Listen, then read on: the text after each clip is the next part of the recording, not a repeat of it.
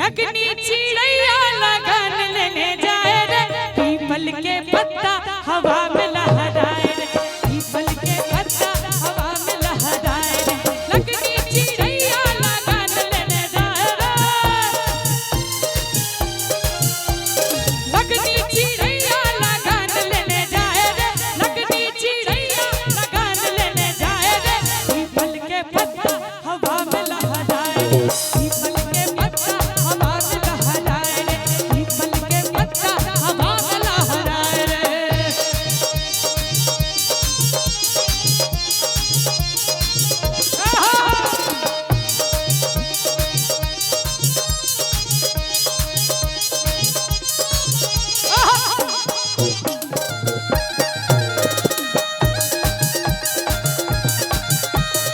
और बाबा हंसै छै अम्मा रोबै छै बाबा हंसै छै अम्मा रोबै छै बाबा हंसै छै अम्मा रोबै छै आई कहियो बाबा नचै छै से कहियो बाबा नचै छै लेकिन अम्मा कानै छै मैया ओतऽ बैसल आंसू बहाए रे मैया ओतऽ बैसल आंसू बहाए रे अशोका के पत्ता हवा में लहराए अशोका के पत्ता हवा में लहराए रे लगनी चिड़ैया लगन लेने जाए रे